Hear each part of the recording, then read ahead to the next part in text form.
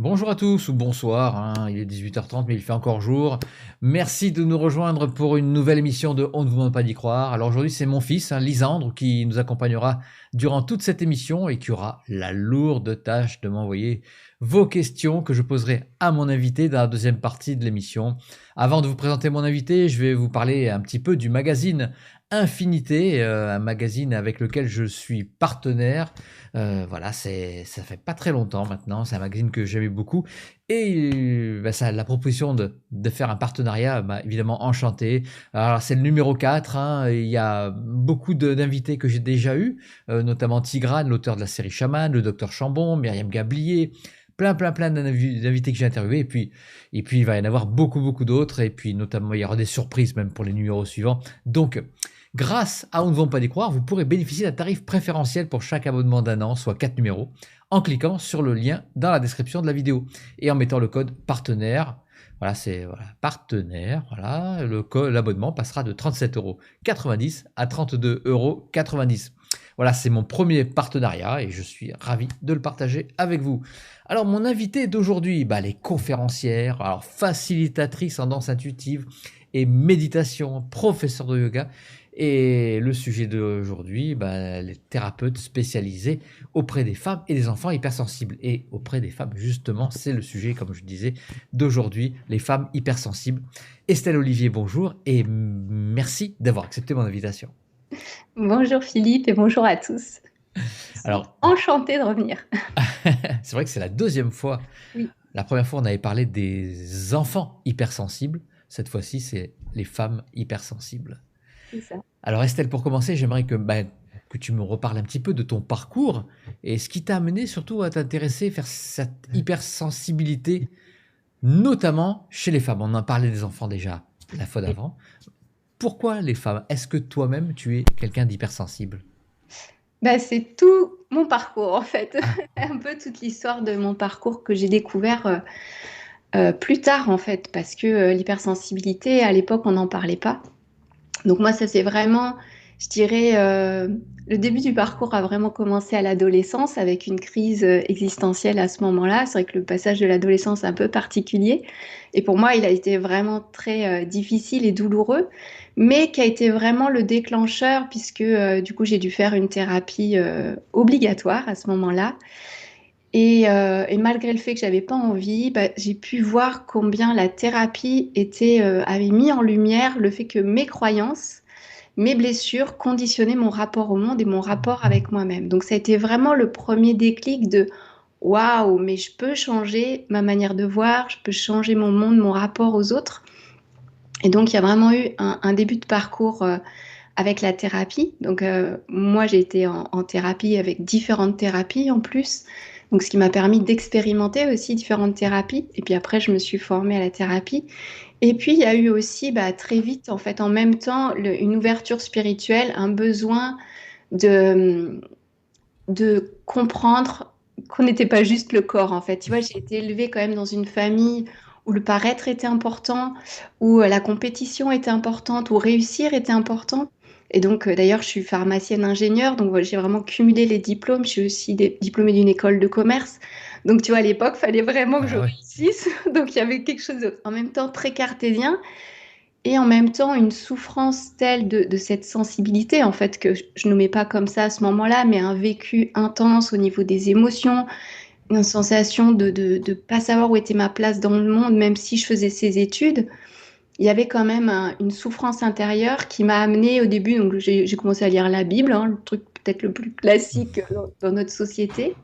Et puis, bah, pour m'intéresser au bouddhisme, et puis après, à plein d'autres choses, j'ai rencontré Amma. Donc, il y a eu tout un Ah chemin ouais. spirituel aussi avec, voilà, avec l'hindouisme. Enfin, c'était pas tant l'hindouisme. Pour moi, je faisais le pont entre le bouddhisme et dans ce que proposait Amma, qui était plus l'amour et puis la sagesse intérieure. Et en fait, ça a été, et c'est encore tout mon parcours d'une quête spirituelle dans ce qu'on appelle la non-dualité, donc le mouvement de Ramana Maharshi, Nisargadatta Maharaj, enfin, voilà, il y a plein de maîtres qui en parlent et qui est vraiment de retrouver cet espace de présence en soi.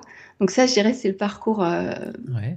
spirituel, le parcours thérapeutique, et puis bah, il y a eu le parcours classique. Hein, donc j'ai été ingénieure, J'ai travaillé en industrie, puis après en officine pendant des années. Et donc, en fait, cette sensibilité, elle a été là tout le temps. Et donc, en fait, je l'ai vraiment découvert, comme je l'avais dit la dernière fois, un peu avec mon fils, quand on a Mhm. posé le diagnostic, entre guillemets, sur mon fils, où j'ai pu, et on m'a montré qu'en fait, bah, moi aussi, j'étais hypersensible. Donc, voilà, parce que c'est le nouveau mot pour décrire, en fait, cette sensibilité à fleur de peau.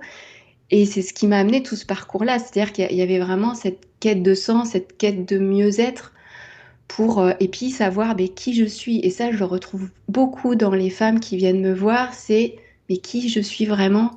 Je me sens à côté de moi-même. Enfin, il y a vraiment cette question-là qui vient fort parce qu'il y a une telle... on est tellement pris dans le besoin des autres ou dans le désir de plaire ou de pas être rejeté qu'on ne sait plus qui on est, quoi. Donc, Mais c'est vraiment cette quête-là. alors, en quoi ça bloque? En quoi c'est handicapant d'être hypersensible dans la société, hein? Quels sont les freins quelles sont les choses auxquelles on ne peut pas avoir accès parce que justement on est submergé par nos émotions? Je pense pas être, enfin, pense pas être hypersensible, je suis très sensible, mais pas hypersensible. Donc j'ai pas ce blocage. Donc j'aimerais comprendre de la part de quelqu'un qui vit dans notre société où justement elle est très sollicitée par plein de choses et des fois ben, l'hypersensibilité justement d'être submergé par ses émotions, ça fait des blocages. Mais pourquoi pourquoi c'est si handicapant? Alors, pour moi, il y a on va dire trois types de sensibilité qui se jouent et qui peut définir, entre guillemets, l'hypersensibilité. Il y a la sensibilité sensorielle.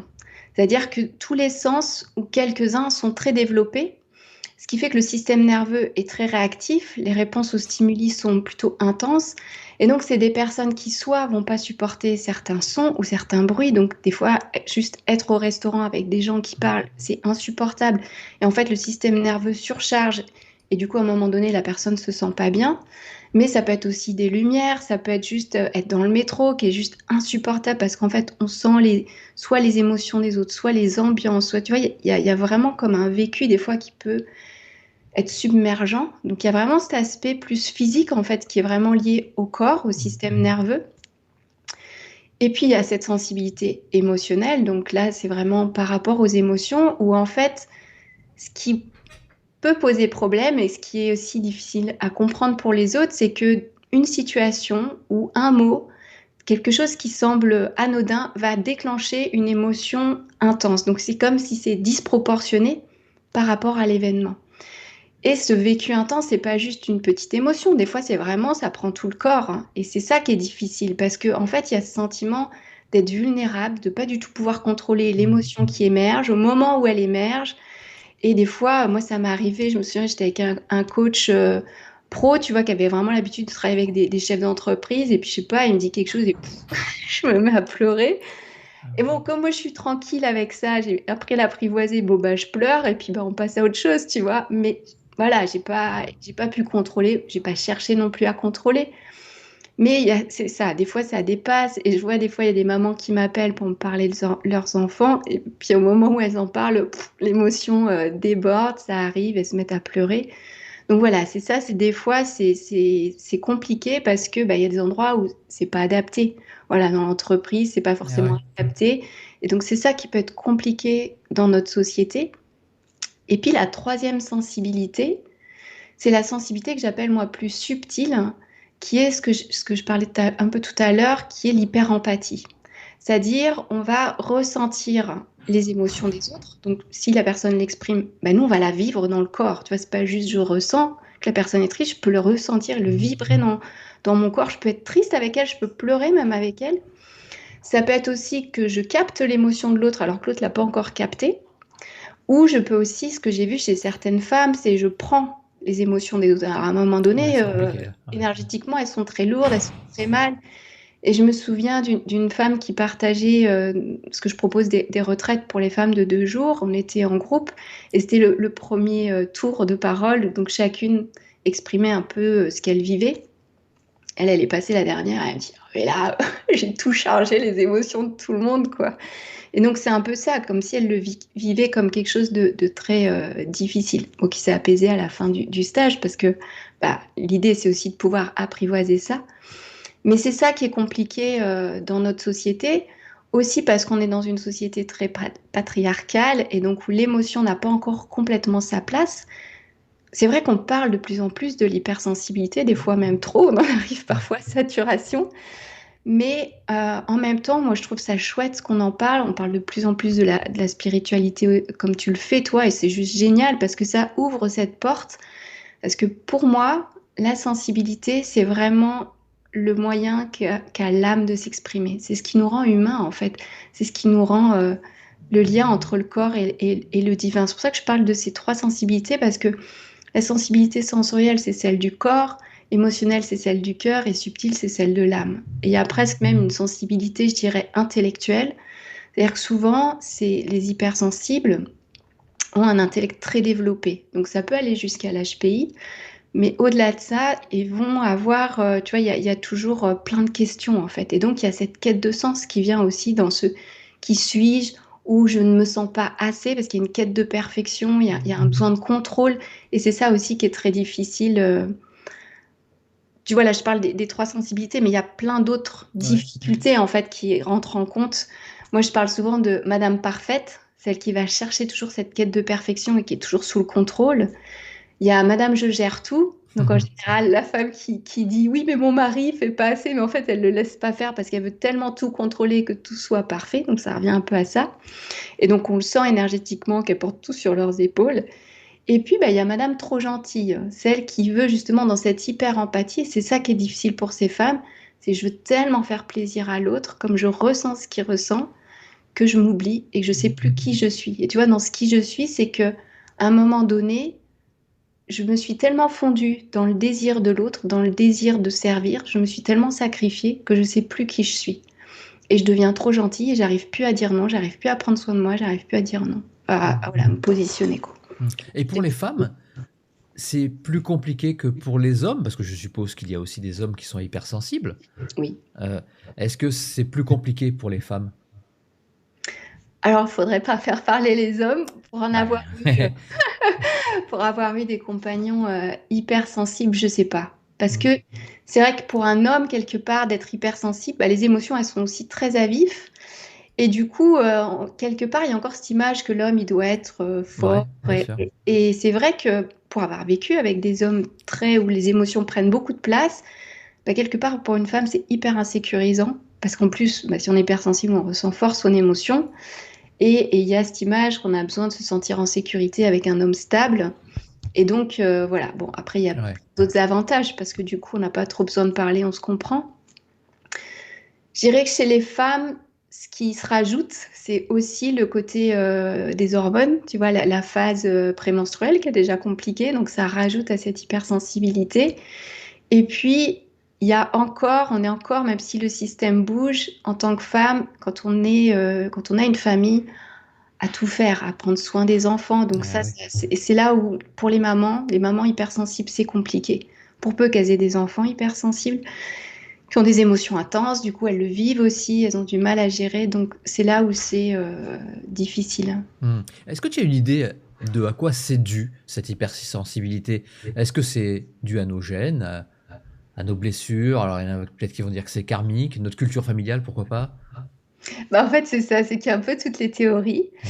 Il y a apparemment un aspect neurologique, un aspect génétique. En tout cas, moi, ce que je m'aperçois, c'est que, je dirais 90% des cas, quand il y a un enfant hypersensible, il y a un parent hypersensible. Mm, d'accord. Donc, est-ce que c'est de la génétique? Est-ce que c'est une manière d'être au monde qui fait que l'enfant le capte? Tu vois, c'est toujours difficile. Est-ce qu'en effet c'est karmique? Et puis, dans cette sensibilité, tu vois, j'ai un peu décrit les différents types de Ouais. sensibilité. En fait, dans tout ça, on a des degrés. C'est-à-dire qu'il y a des personnes qui vont être plus hypersensibles au niveau sensoriel, d'autres plus émotionnels. Tu vois, et le curseur, il va plus ou moins bouger selon aussi nos moments. Donc, il y a un peu tout ça qui se joue. Donc, quelle est vraiment la source? Surtout qu'il n'y a pas de diagnostic précis. Autant le haut potentiel, on peut faire tout un critère de questions. L'hypersensibilité, c'est aussi des questions, mais c'est assez subjectif. Et c'est plus la personne, tu vois, qui va venir. Et toi, comment tu fais bah, dans ton métier d'accompagnante? Il va falloir que tu fasses une anamnèse, que tu poses des questions. pour savoir où en est son hypersensibilité, si elle est vraiment exacerbée, si bah, au contraire, peut-être qu'on peut en faire une force, je ne sais pas. Comment tu pratiques quand tu es une consultante? Alors moi, je fais avec ma sensibilité. Oui, Et bien donc sûr. du coup, je fais vraiment avec ce que je ressens. C'est-à-dire que je fais pas d'anamnèse, hein, sauf si la personne a besoin. En fait, moi, je Ouais. pars avec ce que la personne, elle veut me dire. C'est vraiment le point de départ. Donc si elle veut me raconter plein de choses, pourquoi pas. Mais je dirais qu'il n'y a pas besoin parce que ça va émerger dans la séance. Et donc, je suis plus... En fait, je vais utiliser les trois types de sensibilité dont j'ai parlé. Dans la séance, je vais amener la personne déjà à revenir au corps, à prendre conscience des sensations physiques. Et donc vraiment de revenir à cette sensibilité sensorielle, de refaire l'écoute. Parce que souvent, les hypersensibles sont soit perdus dans leurs émotions, soit perdus dans le mental. Et donc moi, d'abord, je les amène au corps pour déjà qu'il y ait la détente. Et plus elles vont se détendre, plus on va pouvoir chanter le mental et aller vraiment au niveau de l'inconscient.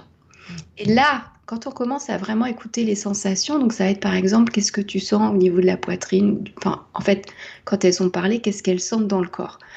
Donc ça peut être un resserrement au niveau de la poitrine ou au niveau de la gorge, par exemple. Et donc on va aller explorer ça. Et de là, on va pouvoir mettre en lumière soit une émotion, soit une blessure, soit un conditionnement, soit une croyance. Tu vois, ça va émerger. Et en fait, c'est la blessure qui va émerger. Par exemple, j'ai une personne qui avait une difficulté avec les hommes, et ce qui a émergé à un moment donné, c'est le regard de son père. Comment elle a intégré le regard de Ah son ouais. père, comme s'il il se superposait au sien et qu'elle elle ne se voyait plus avec son propre regard. Et donc c'est ça qui a émergé sans qu'elle me parle de son père. Mais moi, je sentais la présence de son père. Et donc, c'est comme si le regard, il a lâché et elle a pu se voir avec son propre regard. Donc, c'était juste magique. Et après, ça va sur une sensibilité plus subtile, tu vois, quand il y a vraiment ces blessures qui se dévoilent ou ces conditionnements. Enfin, voilà, il y a plein de surfaces parce qu'en fait, je travaille sur différents plans. Le mental, bon, le plan des croyances, le plan émotionnel, le plan plus subtil, transgénérationnel et des mémoires d'âme. Et il y a aussi après, ça peut aller dans le plan, la sensibilité plus subtile, donc énergétique, où on va travailler ce que j'appelle moi l'axe, tu vois, l'axe de la Kundalini, qui fait que si vraiment je suis bien alignée, et ben là je sais ce que je veux vraiment, je peux écouter vraiment mon élan du cœur, mon essence. Et donc il y a vraiment quelque chose qui se pose dans, aïe, j'arrive mieux à savoir qui je suis vraiment. Et puis bah, il y a aussi tout un travail énergétique d'harmonisation qui fait qu'il y a peut-être des ressentis, tu sais, des frissons, des vibrations.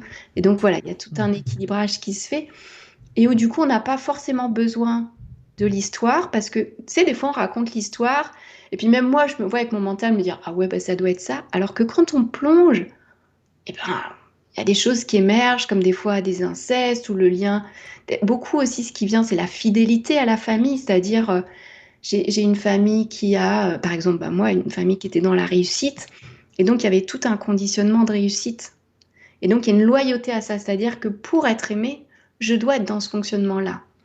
Et donc, chez certaines femmes, c'est d'autres choses.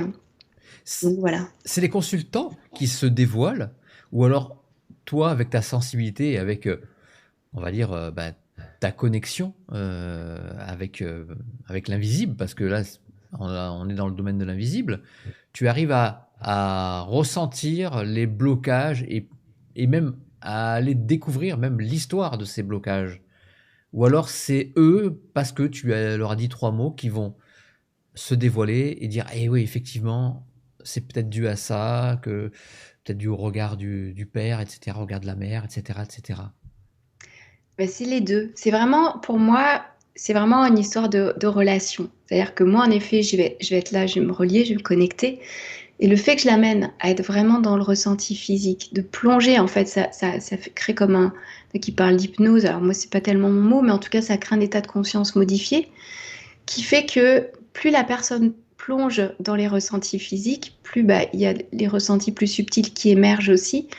Et moi, j'attends, je peux avoir l'info, mais en général, j'attends que ça vienne de la personne. Si D'accord. ça vient pas, je vais moi mettre en mots et voir si ça fait écho, parce que je peux me tromper aussi. Donc je dis, est-ce que ça te parle? Et soit, pim, ça parle et hop, il y a tout qui émerge, soit ça vient d'elle-même de la personne. Et c'est vrai que ça dépend de chaque personne, parce qu'aussi, chaque personne a sa sensibilité. Tu vois, une fois, j'ai fait des soins avec une fille qui communiquait avec ses guides. Donc c'était juste génial. On partait, elle est parlé, me racontait plein de trucs et tout. Et moi, je sentais tout et c'est super. Et d'autres, ça va être plus dans le physique où elles vont sentir des mouvements qui bougent. D'autres, il y a l'émotion qui monte. Donc chaque séance est différente et chaque personne aussi est différente. Et après, plus on avance au fur et à mesure des séances aussi, plus elles vont se connecter à ça. Pour moi, c'est aussi la séance, je les accompagne à apprivoiser leur sensibilité. Donc, Mm. petit à petit, à se relier mieux au corps, à leur ressenti et à leur intuition finalement. Leur intuition, c'est aussi comment je me sens, est-ce que ça sert quand je suis dans cette situation ou est-ce que ça s'ouvre? Et donc, petit à petit, elles apprennent à ressentir, à voir ce qui émerge. Et est-ce qu'on peut en faire une force de cette hypersensibilité? De passer justement d'être submergé par des émotions et de ne pas pouvoir agir sur certaines situations, à vraiment être la personne qui va agir au bon moment, exactement comme il faut, et puis améliorer sa vie, quoi. Est-ce que c'est possible, ça? Alors moi, j'aime pas trop ce mot force. Tu sais, on l'utilise beaucoup. Et en fait, c'est comme si, tu sais, c'est un peu le contraire, la vulnérabilité et la force. Ouais, Et moi, d'accord. je parle plutôt d'allier. Parce que, C'est parce que je suis un homme, hein, c'est pour ça. non, mais c'est vrai que c'est beaucoup utilisé. Et c'est vrai que moi, à chaque fois, ce mot, il me dérange il y a, pour moi, on reste hypersensible et il y a cette vulnérabilité qui est là. Après, ce qui fait la différence, en tout cas, moi, dans mon vécu, et là où j'en suis aussi, hein, c'est que il y a moins, on est moins perturbé par l'émotion. C'est-à-dire qu'il y a plus d'accueil que là, on est traversé, un peu comme un enfant, on est traversé par une colère, par une tristesse, voilà. Donc c'est moins, on accroche moins, on va moins resserrer et puis on se laisse plus traverser. Donc pour moi, c'est plutôt une alliée qui fait qu'en effet, ça peut être un outil comme moi je l'utilise par exemple en soins. Il y a des endroits, tu vois, je peux voir vraiment mon parcours. Moi, j'étais vraiment dans la performance, dans l'hyper-contrôle, l'hyper-vigilance, mon pauvre fils.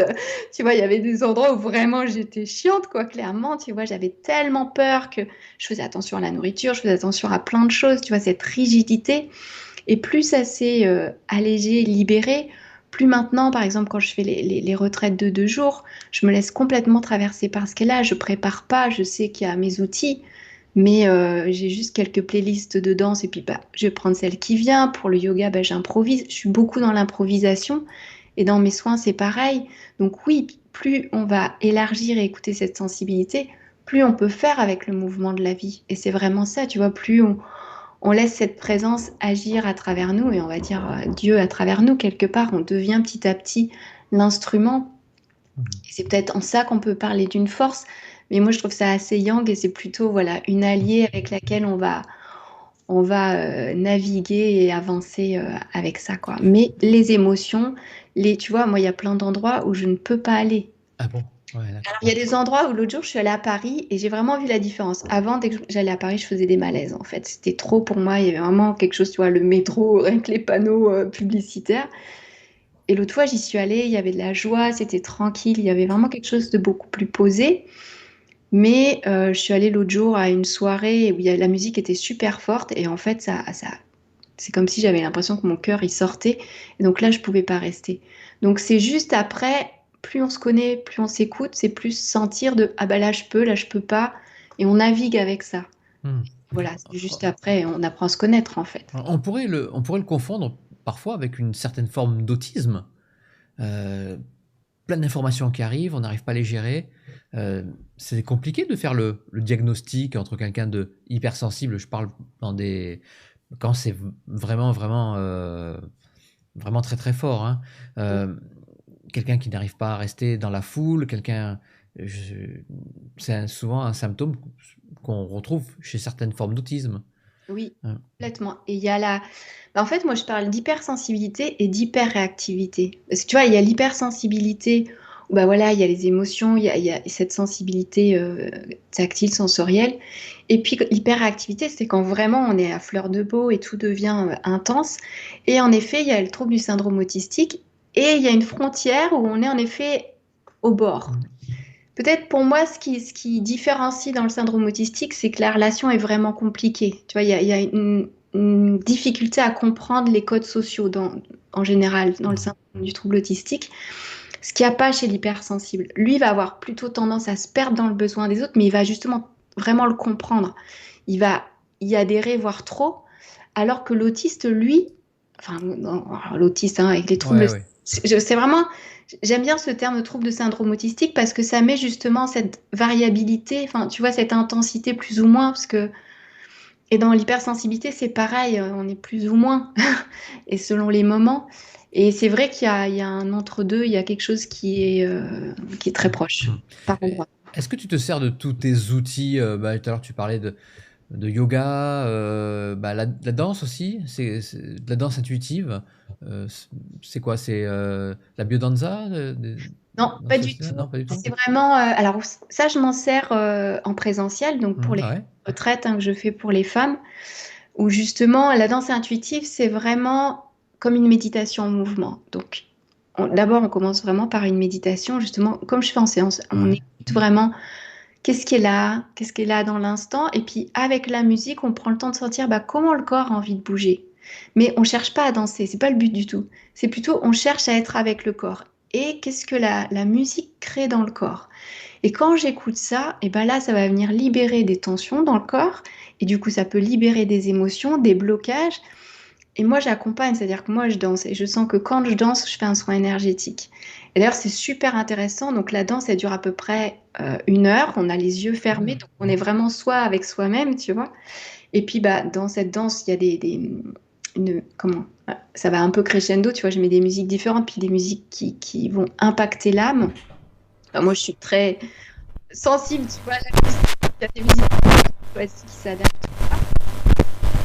Attends, j'ai juste un petit Oui, je problème t'en prie. de casque. Voilà, c'est tout. Voilà, c'est parti. Voilà, excuse-moi.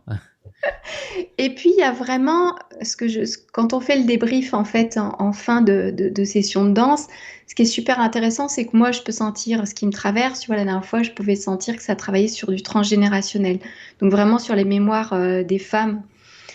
Et dans les retours des participantes, alors qu'on ne s'est pas du tout parlé, Ah, parce que chacun était dans sa bulle à danser quelque part, et ben, ça a travaillé à cet endroit-là, dans ce qu'elles expriment, où il y en a qu'on connecté, alors ça c'est juste magique, avec un être décédé.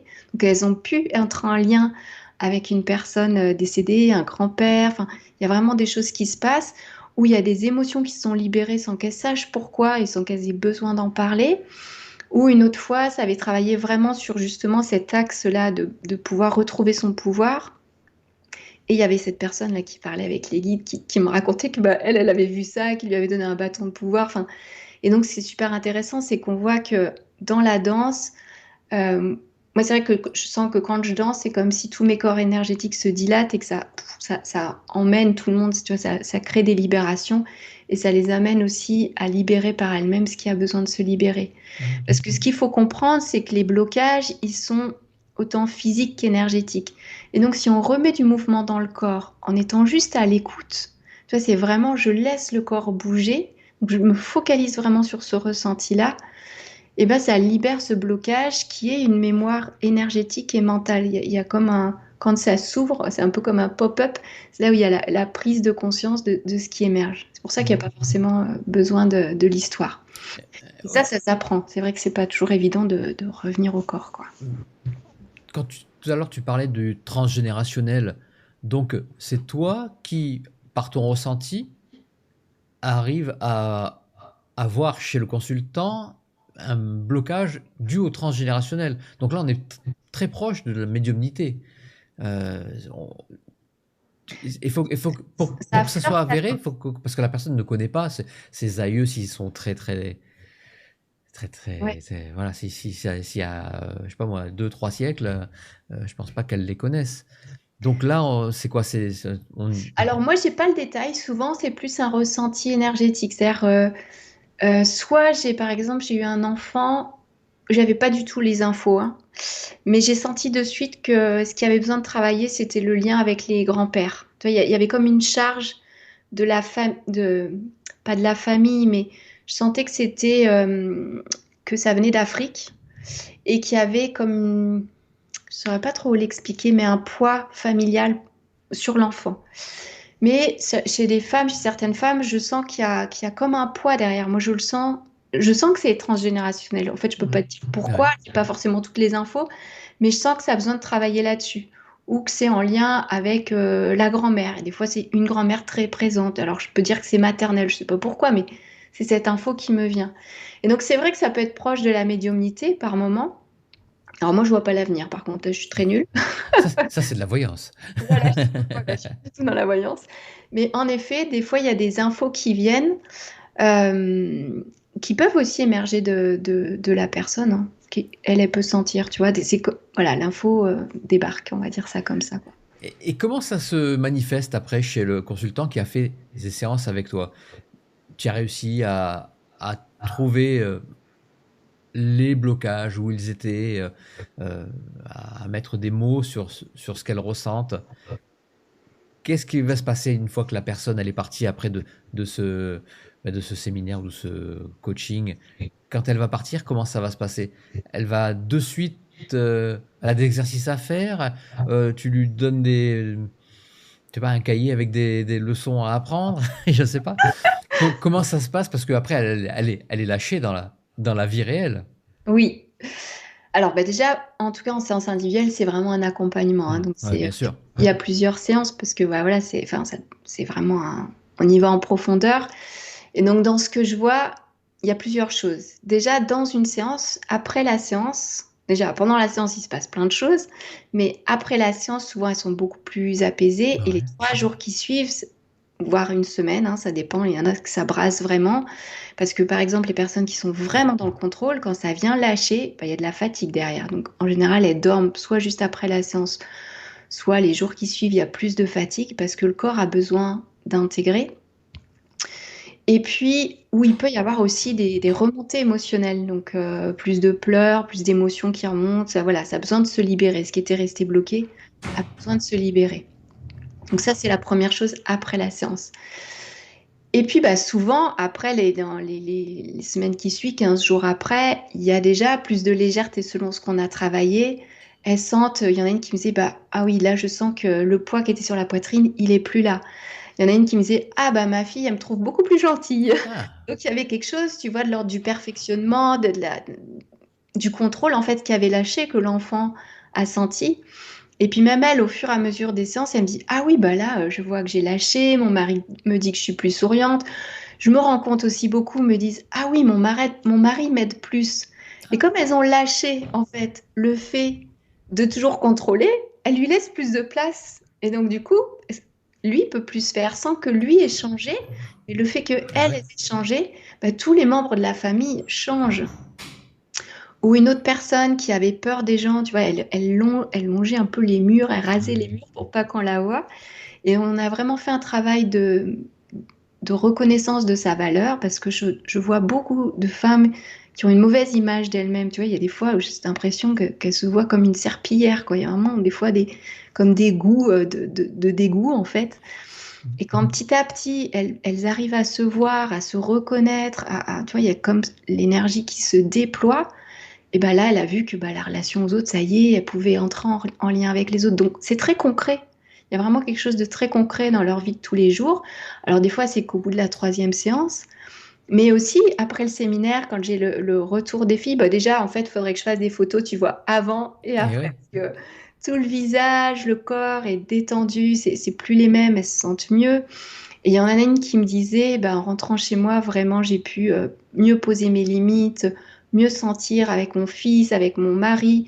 Il y a vraiment quelque chose comme ça. C'est plus facile de dire non, c'est plus facile de prendre soin de moi. Et puis, il y a plein de choses où je lâche davantage, en fait. Et après, il y a tout un cheminement. Là, il y en a une que j'accompagne et c'est chouette de la voir parce que au début, son énergie était hyper serrée dans le contrôle.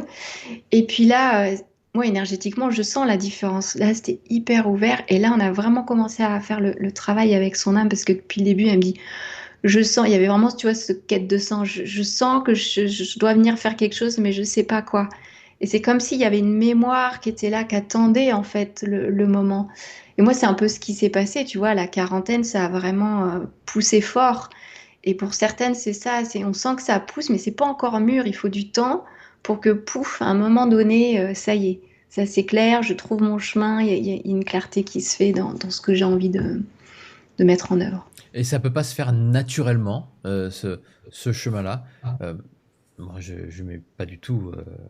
Je sais que tu sers à quelque chose, hein, c'est pas pour ça que je dis ça. C'est que, est-ce que c'est pas un phénomène qui peut être naturel, de protection peut-être aussi, pour pouvoir vivre dans cette société avec tous ces stimuli, toutes ces choses compliquées. Comment ça se passerait si quelqu'un ne travaillait pas? Voilà. Qu'est-ce qu'il deviendrait? Qu'est-ce qu'il ferait? Il serait peut-être très malheureux, ça c'est sûr. Ou pas. En effet, hein, c'est vrai que c'est différent. Il y en a qui n'ont peut-être pas besoin, parce que je pense qu'il y a vraiment quelque chose. En même temps, des fois, quand ça pousse trop, bah, c'est là qu'on cherche de l'aide, en fait, finalement. Mais ça peut être aussi. Moi, si je regarde ma mère, tu vois, je me dis, ouf, heureusement que j'ai fait le chemin, tu vois, parce Ouais. que bon, bah, à son époque, ça se faisait pas trop non plus. Donc voilà, bon, chacun a son parcours. Mais bah voilà, quand tu es enfermé dans des rigidités, dans des conditionnements, dans tout ça, bah, c'est compliqué. Et donc, on peut jamais savoir. Chaque chemin est unique. Il y en a Ouais. qui vont pouvoir avancer par eux-mêmes et où va y avoir un cheminement, où va y avoir des révélations, ou comme ton histoire, en fait, il suffit d'un événement pour que bah, il y a tout qui bascule, des choses qu'il faut que tu n'as pas le choix. Ça se met en place, en fait. Et donc, ça va être tel intervenant ou tel autre. Moi, des fois, j'ai juste l'impression d'être un pilier. Et puis, bah, les gens, quand c'est le moment, ils viennent me voir, on fait le chemin, puis hop, ils font la suite, puis ils vont voir quelqu'un d'autre. Peut-être, tu vois, c'est aussi des étapes. Et donc, bah, je pense qu'on est tous là. Et chacun, en plus, tu vois, il y a les thérapeutes, mais des fois, il suffit d'un professeur pour un enfant, d'une personne, d'un ami, d'un parent. Enfin, en fait, on partage tous et on concourt tous à ce que ça aille mieux, à ce que ça s'ouvre, si la personne, elle s'ouvre. Mais c'est vrai que des fois, il y a des conditionnements tellement importants. Et moi, ce que je me rends compte, c'est que des fois, seule, même moi, tu vois, en tant que thérapeute, il y a des choses, en effet, je peux libérer seule, mais il y a d'autres choses où on a nos protecteurs qui fait que ça, je peux pas y aller seule. Ouais. Et il y a besoin d'être accompagné. Ça fait combien de temps que tu accompagnes les femmes? Là, maintenant, ça va faire 6 ans. Donc en 6 ans, tu as pu voir l'évolution de certaines personnes que tu as eu, imaginons la première année. Ouais. 6 ans après, est-ce que tu as eu la curiosité d'aller voir ce qu'elles sont devenues, comment elles gèrent leur hypersensibilité? Oui, alors il y en a quelques-unes où j'ai vraiment, ben, il y en a que j'accompagne depuis 2, 3 ans, tu vois, même si c'est des fois du ponctuel. Et oui, c'est vraiment chouette de voir le parcours. Une des premières que j'ai accompagnées, elle était musicienne, elle faisait de l'art contemporain, je crois des massages. Et vraiment, quand je l'ai eu, tout était compliqué dans son énergie.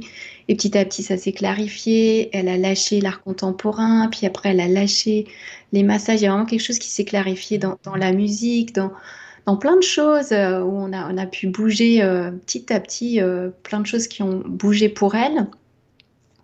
Une autre qui était vraiment le pilier de la société, tu vois, qui faisait des heures sup au taquet, mais qui n'en pouvait plus. Et tout le challenge, ça a été petit à petit de diminuer ses heures sup jusqu'à ce qu'elle finisse par carrément faire un 3/4 temps. Donc c'était juste énorme par rapport au début. Ah oui. Et puis voilà, petit à petit, envisager d'autres choses. Donc oui, je le vois. Et puis celle dont je parlais là, où, bah, ça bouge dans sa Ouais, famille. Enfin, oui, progressivement, c'est tout un parcours. Après, le chemin n'est jamais fini quelque part parce qu'on est fait pour bien évoluer sûr. et vraiment déployer toutes les dimensions de notre être. Donc comme on est infini, voilà, mais ça va vers plus d'ouverture, plus de... Moi, ce que je vois, c'est plus de sérénité, plus de quelque part de rayonnement, de légèreté. Voilà, ça se Hmm. pose. Est-ce que tu veux qu'on passe aux questions des internautes? Allez, c'est Alors, parti. avant de passer aux questions d'internautes, mais vous pouvez continuer à poser des questions parce qu'il y en a où vous êtes un peu timide, hein, peut-être des hypersensibles dans le chat qui n'osent pas poser des questions. Là, il y en a quelques-unes, mais allez, posez encore des questions pendant que je parle un petit peu de l'actualité de On ne vous demande pas d'y croire. Alors, on va commencer par les ateliers que nous proposons, hein, sur la chaîne. Donc, il y a l'atelier Alors, voilà, je vais prendre mes petites notes parce que je ne les vois plus. Voilà, je tourne, on va y arriver. Voilà. Alors, si vous êtes intéressé donc par ces ateliers que nous organisons avec la chaîne, je vous incite à aller sur mon site internet on ne vous demande pas d'y croire.fr. Il y a des vidéos de présentation de chaque atelier que nous proposons. Alors actuellement, les inscriptions sont ouvertes pour l'atelier de Patricia Penaud, c'est le 19 avril. Ceux de Sandrine Dupuis, c'est le 20 et le 27 avril. D'ailleurs, ça sera mon invité de samedi si vous voulez en savoir plus sur Sandrine Dupuis. Et puis Sophie Znaidi aussi, la médium, le 16 avril. Donc vous allez sur mon site, on ne vous demande pas d'y croire.fr, il y a la petite vidéo de présentation et vous pouvez vous inscrire. Et puis, évidemment, il y a le deuxième festival On ne vous demande pas d'y croire qui va se dérouler le 18, 19 et 20 mai 2024. Donc, toujours avec un nombre incroyable d'invités, des conférences, des concerts, des dédicaces, des interviews. Il y aura des émissions en direct. Le programme est, vous pouvez le voir sur le Facebook du domaine Scarabée, je crois, et sur mon Facebook personnel et sur le Facebook de la chaîne On ne demande pas d'y croire. Voilà, on ne va d'y croire. Tout attaché, je crois, vous tombez dessus. Et donc l'événement aura lieu à Mérigny, près de Lille, le 18, 19 et 20 mai. Le lien de la réservation est dans la description de la vidéo. Et puis nous allons aussi à votre rencontre. Il y a mon chien qui vient me voir, c'est sympa, mais bon. Voilà, nous allons à votre rencontre demain. Demain, nous serons à la FNAC d'Ajaccio, donc vendredi 5 avril, à partir de 15h à la FNAC d'Ajaccio pour vous présenter notre livre, Le scientifique face à l'invisible. Donc à partir de 15h, nous serons à la FNAC, nous pourrons dédicacer, voilà, nous serons avec Laurent Jacques, avec plaisir, nous dédicacerons vos livres. Et puis nous continuerons aussi à la FNAC, mais la FNAC de Bastia, ça sera le 13. Le 13, oui c'est ça, le 13 avril, donc c'est bientôt, c'est la semaine d'après. La FNAC de Bastia, et pareil, nous dédicacerons avec Laurent Jacques Costa les livres que vous aurez achetés et on se fera un plaisir, je le redis, mais on se fera un plaisir de vous le dédicacer. Après, nous serons en conférence aussi à Béziers le 20 avril au domaine des Hautes-Vignes, chemin de la Daubinelle. Alors durant cette journée, il y aura aussi de la médiumnité en salle avec Valérie Gruget et David Fontaine, deux médiums que j'ai déjà reçus dans mon émission. Voilà, ça sera à Béziers le 20 avril. Et puis je vous rappelle le partenariat que nous avons avec le magazine Infinité. Voilà, l'offre dont vous pouvez bénéficier pour chaque abonnement d'1 an, 4 numéros, en cliquant sur le lien dans la description de la vidéo et en mettant le code partenaire. L'abonnement passera de 37,90 € à 32,90 €. Et puis pour finir, je vais vous présenter une nouvelle rubrique, un espace de communication dédié aux éditeurs qui souhaiteraient mettre en avant un livre de leur collection. Ça s'appelle le coin des éditeurs. Vous pourrez bien sûr retrouver les liens des livres qui sont présentés dans cette rubrique dans la description de la vidéo. Je vais y arriver. Allez, c'est parti.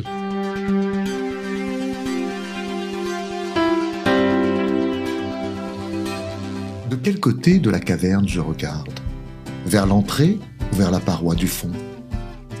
Pour la première fois de ma vie, je prenais conscience de toute la complexité de nos existences. Moi qui avais constamment cherché la simplicité dans l'analyse pragmatique des faits, j'étais ébranlé. Et en même temps, je me sentais tout fiévreux, excité, comme un enfant en passe de découvrir un incroyable secret. Bonjour à toutes les belles âmes. Je suis ravie de présenter mes ouvrages, La Clémence de l'Ange et La Clémence de l'Ange, Souviens-toi de l'éternité. J'ai vécu une expérience proche de la mort il y a 30 ans. Aujourd'hui, je vous raconte tout et surtout les messages de mon guide. Retrouvez mes ouvrages sur toutes les plateformes, ainsi que dans ma boutique mazran.sumupstore.com. À très vite, merci à Philippe. Bonjour, je suis Christine Cointepas et je viens ici vous parler de mon livre « Initier mais pas prête » aux éditions Le Lys Bleu. Dans ce livre, je parle de mes expériences en tant que médium, des contacts défunts et je dispense aussi des conseils pour les personnes qui s'éveillent à la spiritualité. Donc si vous vous sentez attiré par la spiritualité, je vous conseille de le lire. Vous pouvez le retrouver aux éditions Le Lys Bleu, aussi à la FNAC ou sur Amazon. Alors je vous souhaite une très bonne lecture. Au revoir. Bonjour, je suis Nathalie Balassé. J'ai écrit le livre le jour où j'ai décidé de guérir. Je ne l'ai pas écrit pour moi. Je l'ai écrit pour toutes les personnes qui ont envie de reprendre leur santé en main, malades ou pas. Parce que je pense que pour garder la santé, garder l'homéostasie, il est nécessaire de travailler sur le corps et sur l'esprit. même lors d'un diagnostic de maladie incurable, comme ça a été mon cas. Donc, je vous explique comment j'ai guéri. Bonne lecture à tous.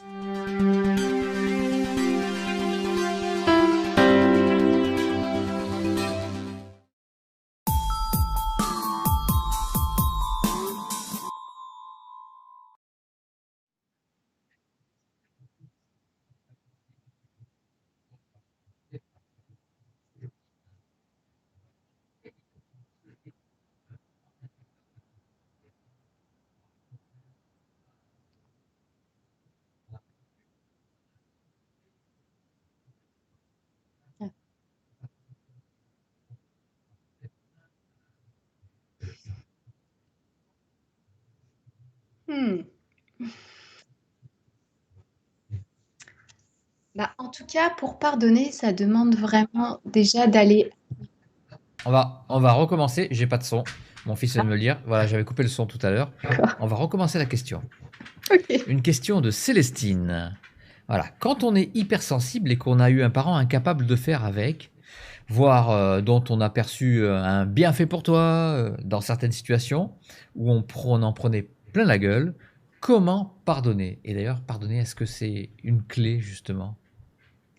Alors, je dirais avant de pardonner ou pour pouvoir pardonner, en fait, ça demande d'aller accueillir l'émotion qui est derrière. C'est-à-dire d'abord la blessure qui est là. Qu'est-ce qui fait que il y a encore de la colère contre le parent, il y a encore tant qu'il y a en fait de la colère contre le parent, on peut pas pardonner. Et donc pour pouvoir le pardonner, d'abord il y a et des fois je fais ce travail-là, c'est-à-dire qu'on visualise le parent face à soi et de prendre le temps de sentir bah, est-ce que ça sert, comment c'est, quelle est l'émotion qui est là. Et donc on prend le temps vraiment d'accueillir et des fois il y a besoin de le faire plusieurs fois pour que justement petit à petit, plus l'émotion est apaisée, plus on peut totalement aimer son parent parce que quelque part il a fait ce qu'il a pu avec ce qu'il est, ce qui n'excuse pas évidemment certaines choses. Ouais. L'important c'est de pouvoir être en paix avec ça, c'est ce qui fait que bah, on va être tranquille parce que dans le rapport aux parents, que si c'est le rapport au père, bah, c'est tout notre rapport au masculin qui va être aussi conditionné par ça. Et si c'est le rapport à la mère, c'est tout le rapport au féminin. Donc plus, c'est vraiment les gros dossiers en fait. Ah ouais. Donc on a de quoi faire. Parce que c'est vrai qu'on est dans une société où on est élevé par nos deux parents, on n'est pas dans une tribu. Et donc les conditionnements peuvent être forts, les blessures peuvent être fortes. Et moi, j'ai commencé à l'adolescence et je vois encore des fois tu vois, des choses parce que le corps a tellement été imprégné de ces éducations-là. C'est vrai qu'il y a une génération où c'était l'éducation à la fessée. Ah ouais. Ça a laissé des traces physiquement, émotionnellement, énergétiquement. Et ça, il faut du temps pour libérer tout ça. C'est comme si il y a des strates et il y a besoin quelque part de toutes ces strates pour pouvoir être vraiment en paix. Et donc, en effet, pour moi, c'est pas enfin, je mettrais pas le mot pardon, mais c'est vraiment une histoire d'amour pour son parent. D'accord. Alors on va continuer avec Cathy. Quel lien peut-on faire avec le triangle de Karpman? Alors je te laisse avec cette question parce que hypersensibilité, triangle de Karpman, je ne sais pas. Est-ce qu'il y a un lien à faire ou pas du tout? Je vois pas. Le triangle de Cartman, C'est le bourreau. ah, celui-là. Non, je ferai pas de lien. Je saurais pas, ouais, je saurais pas faire le lien. Bon. Allez, on va passer à la question. Question de Eukino. Est-ce que tu travailles à distance? Ah oui, bah alors je fais qu'à distance. Voilà, enfin, ouais, c'est très rare que je fasse bah, le présentiel, je le fais pour les retraites de 2 jours. Mais sinon, en effet, que ce soit avec les enfants, donc on en avait parlé, hein, les enfants c'est Ouais. sur photo, et les femmes et les adultes, parce que ça m'arrive de prendre des hommes quand même, c'est en visio ou par téléphone. Donc D'accord. l'avantage, en fait, je trouve, de faire à distance, c'est que quand on fait par téléphone, bah, la personne, elle peut être en pyjama, elle peut être allongée, elle peut être vraiment à l'écoute du corps. Et donc, du coup, il y a aussi, elle lâche vraiment le regard de l'autre et elle peut vraiment plonger en soi, elle peut se lâcher dans le vécu, dans l'exploration. Puis moi, je l'accompagne avec ça. Et donc, et ça marche très bien à distance parce que je travaille avec la Guadeloupe, la Martinique, Ah oui, bien sûr. la Belgique, tu vois, tous les pays francophones, les États-Unis. Enfin, donc, il y a pas de distance puisqu'on travaille vraiment avec l'âme. Et donc, en effet, il n'y a pas de Ok. souci. Question de Laurence. Suivant les situations, votre accompagnement en moyenne dure combien de temps? Vous parliez d'accompagnement 3 ans après. Alors, bah, ça va dépendre en fait de pourquoi la personne vient et à quel rythme elle a envie d'être accompagnée. C'est-à-dire, moi en général, je demande un minimum de 4 séances. C'est le minimum qu'il faut pour qu'on commence à voir bouger les choses. Mais c'est vrai que ça, c'est pour les enfants, c'est vrai Ouais. aussi. Chez les adultes, évidemment, c'est plus long. Mais tout dépend si c'est pour un point bien précis ou si c'est pour de la confiance en soi. Bah, là, ça peut être plus long. Et donc, ça peut être 3 mois, 6 mois, 1 an. Au début, on fait les 3 premières séances, on fait à 15 jours d'intervalle pour vraiment un peu enclencher le changement. Puis après, on fait toutes les 3 semaines. Puis après, bah, ça peut être tous les mois. Ou là, moi, celle que j'ai, c'est des fois juste quand elles ont besoin. Mais ça va vraiment dépendre de la personne. À un moment donné, c'est comment elle a envie d'être accompagnée, à quel rythme, et puis les bénéfices qu'elle en retire. Donc moi, je définis pas, bah voilà, c'est tant de temps, si ce n'est voilà, cette histoire des 4 séances au départ, parce que bah, je fais pas la séance, je fais pas de séance magique où tout est transformé en une séance. Donc voilà. Laurence qui pose une question aussi. Avez-vous eu des infos spirituelles sur le rôle des hypersensibles dans cette vie? Alors non, parce que là, c'est là où s'arrêtent mes capacités. Tu parlais de médiumnité, j'ai pas ces infos-là. Je pense qu'en plus, dans ma manière de regarder les choses, je pense pas que ça m'intéresse. Même si je peux avoir l'impression qu'il y en a de plus en plus et que quelque part, pour moi, c'est ces personnes-là qui permettent que la spiritualité se déploie autant. Donc elles ont certainement ce rôle-là. Qui fait que le vécu avec cette société est compliqué et donc qui fait que petit à petit, on en parle plus, petit à petit, ça se déploie. Et puis plus les mères hypersensibles se déploient, plus elles vont encore mieux accompagner leurs enfants. Donc c'est sûr on change la donne sur le monde entier. Donc est-ce qu'elles ont vraiment un rôle? Bah, tu viens de le donner. Mais ce que je veux dire, c'est qu'il y a des personnes, tu vois, tu peux dire, par exemple, toi, tu te sens pas hypersensible, et pourtant, tu as tout Il y a autant. des fois, oui, mais enfin, Voilà. c'est des périodes. Je ne suis pas, je suis très sensible, mais pas hypersensible au point de me bloquer dans certaines situations. Oui, remarque, bon, ça je dévoilerai pas parce que c'est en privé, mais voilà, il y a des situations où je peux être bloqué, ça peut arriver. Mais Pour moi, ouais. l'hypersensibilité, tu vois, c'est intéressant comment tu le Ouais. définis. Parce qu'on le voit comme quelque chose de négatif. Oui, complètement. C'est pour ça qu'il y en a qui ont parlé de haute sensibilité ou de sensibilité élevée, parce que moi, je le vois pas comme quelque chose de négatif. C'est pour ça que je parle d'hyperréactivité. D'accord. Pour moi, là, c'est quand l'hypersensibilité est plus du tout gérée et qu'elle bascule dans quelque Tu as chose raison. qui est à fleur de peau. Mais c'est plus une manière d'être au monde où tout est vécu de façon plus intense, où tout est ressenti. Et donc pour moi, c'est vraiment comme si l'âme prenait plus de place finalement. Et donc, bon, voilà, est-ce qu'ils ont forcément un rôle? Mais bon, comme tout à chacun a son rôle, en fait, finalement, même des personnes qu'on peut trouver négatifs, on a besoin du yin et du yang, et donc le négatif permet de montrer la lumière aussi. Donc, voilà. Ok, on continue avec Laurence. Est-ce que les hypersensibles sont souvent des hauts potentiels? Alors, moi, dans ce que j'ai remarqué, oui. C'est-à-dire que souvent, ouais, c'est difficile c'est pas. Toi, c'est ni blanc ni noir, hein, c'est pareil. Mais moi, ce que je vois, c'est que souvent les hypersensibles ont en tout cas un mental très développé. Après, est-ce que c'est un haut potentiel? Et est-ce que, en plus, ce haut potentiel, il est pleinement utilisé? Il y a beaucoup de hauts potentiels ou de personnes, ouais, haut potentiel. Alors, normalement, ça a une définition bien particulière. En tout cas, qui ont un intellect très développé, qui sont nuls à l'école. Parce qu'ils n'arrivent pas à rentrer dans la case, parce qu'ils s'ennuient. Moi, j'ai eu 2 compagnons là, respectifs, enfin, l'un après l'autre, on va dire, qui étaient vraiment, qui avaient un QI assez impressionnant, et en même temps qui n'arrivaient pas du tout à s'adapter dans la société, tu vois. Et il y en a beaucoup, en fait, parce que ça ne rentre pas dans les cases, parce qu'il y a cette sensibilité-là. Et même moi, tu vois, j'ai cumulé les diplômes.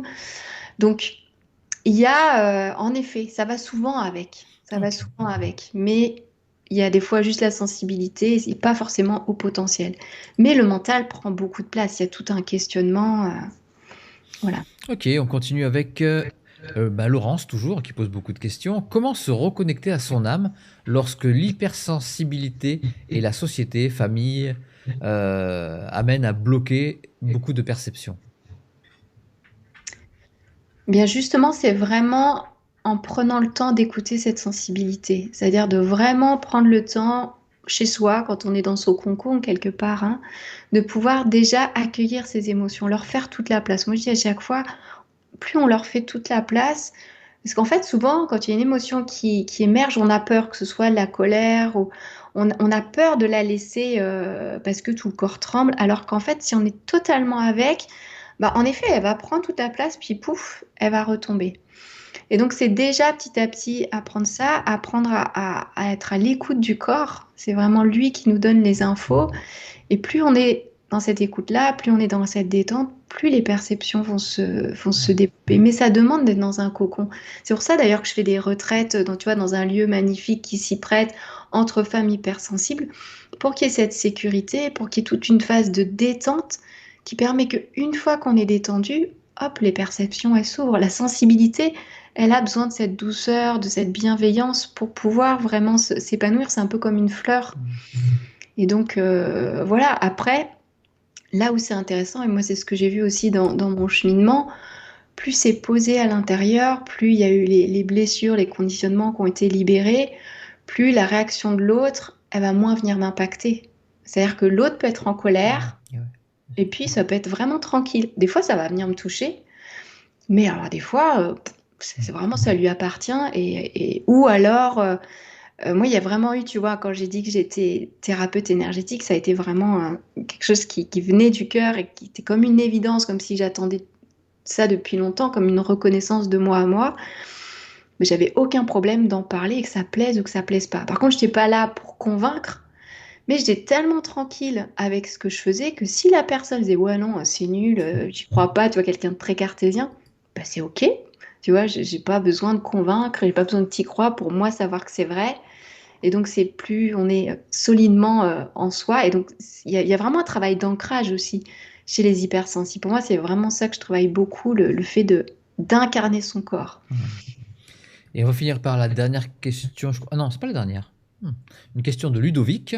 Le fait d'être en contact avec les énergies d'autrui, les énergies violentes, est-ce que ça peut nous amener à un burn-out? Si on est hypersensible, bien sûr. Ouais. Ben, c'est toujours comment on va les gérer, en fait. Tu vois ce que je te disais. Après, bah, il y a un moment donné où il faut sentir quand c'est trop pour soi. Mais c'est plus comment, soit on se laisse impacter.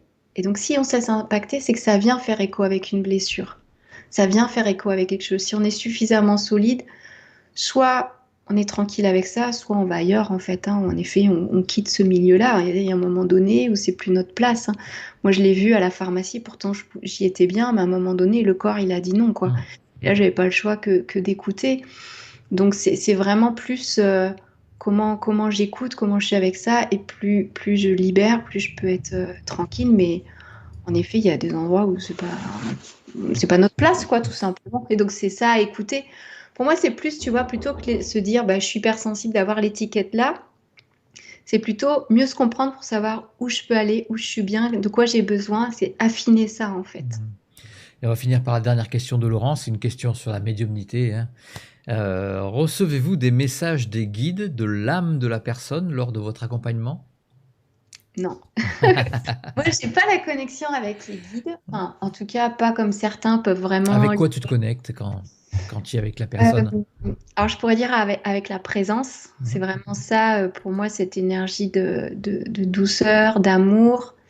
Et avec l'énergie, en fait, c'est comme si je rentre dans l'ambiance de la personne. Tu vois, je sens plus son champ énergétique, si c'est serré, si c'est ouvert, comment ça bouge.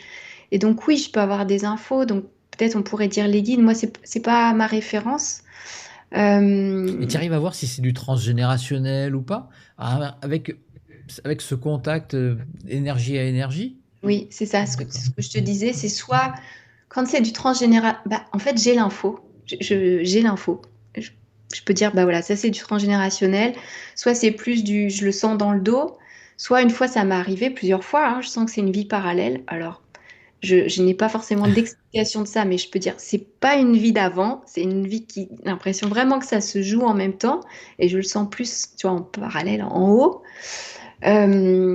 Soit c'est une personne décédée, soit, ouais, c'est comme s'il y a l'info qui arrive, et je sens que c'est ça. Mais je peux pas dire pourquoi, je sens que c'est ça, et en plus, quand je le dis, je vois que ça fait cocher la personne. Donc, voilà, donc est-ce que c'est les guides qui le partagent? Ouais. Bon, chacun, tu vois, je pense qu'on a aussi pour moi, et c'est pour ça que je dis toujours quand je partage ce que je ressens, je dis ça passe à travers mon filtre. On a tous une manière d'être au monde, une manière de voir les choses qui fait que, et chaque thérapeute a son angle de regard. Donc il y en a en effet, ça va être plus les guides, d'autres les anges, d'autres. Enfin, chacun a sa spécificité. Et donc la personne aussi, donc elle peut avoir des infos que moi j'ai pas. Donc pour moi, c'est vraiment plus l'amener à ce que ça vienne d'elle-même, à ce qu'elle ait ses propres prises de conscience. Eh bien voilà, c'était la dernière question. Ben, merci beaucoup Estelle. Merci Merci. à toi et merci à vous. Alors je dis merci aussi à Christelle qui n'était pas là aujourd'hui, mais je l'embrasse très très fort. Plein de bisous. Envoyez plein d'ondes positives à Christelle, parce qu'en ce moment, c'est un petit peu compliqué pour elle. Plein d'ondes positives pour Christelle. Plein d'énergie positive. Voilà, j'envoie toute mon énergie possible. J'embrasse Cyril, Laurent Jacques, Mathis, Alicia, et puis mon fils aussi, Lisande, qui a assuré la modération, qui a été un vrai chef aujourd'hui. J'embrasse Laetitia aussi, et puis mon chien qui m'a pas trop embêté. Elle tourne là, je sais pas ce qu'elle veut. Non, non, va te faire un tour, allez, hop là. Elle fait travail aussi. Ouais, Souvent, les ouais. animaux sont là, ils viennent pas pour rien. Elle est intéressée par la conversation. C'est ça. Alors, si vous voulez soutenir la chaîne, il y a un lien PayPal dans la description de la vidéo. N'oubliez pas que c'est en grande partie grâce à vous que l'émission est toujours au rendez-vous. Et n'oubliez pas non plus de vous abonner pour ne rien manquer. Vous étiez 114... Ah non, je vais vous dire le chiffre en temps réel. Combien vous êtes d'abonnés exactement? Voilà. Aujourd'hui, maintenant, à 19h32, vous êtes 114 353 à être abonnés à la chaîne et à me motiver. Je vous fais 114 353 bisous. Voilà. Et je vous donne rendez-vous samedi 4 avril avec à 18h30, donc avec Sandrine Dupuis. Alors là, vous allez voir, les mots résilience et expérience extrasensorielle sont à l'honneur. Et à 20h30, je recevrai Pierre Philippe. Et là, il sera question de médiumnité, mais aussi de cœur. Eh bien, Estelle, je vais te désormais, non, ça n'existe pas, ça. Je vais désormais te laisser le mot de la fin. Bah, merci beaucoup déjà à tous pour toutes ces questions. Merci à toi. Et puis, bah, vraiment, si j'ai un message, c'est vraiment d'être au plus près de son âme, de pouvoir, alors moi je dis l'âme, mais de sa présence, de son essence, de ce qui parle pour vous, d'être vraiment à l'écoute de cette sensibilité et de pouvoir la laisser se déployer, s'épanouir. Eh bien, je vous embrasse tous.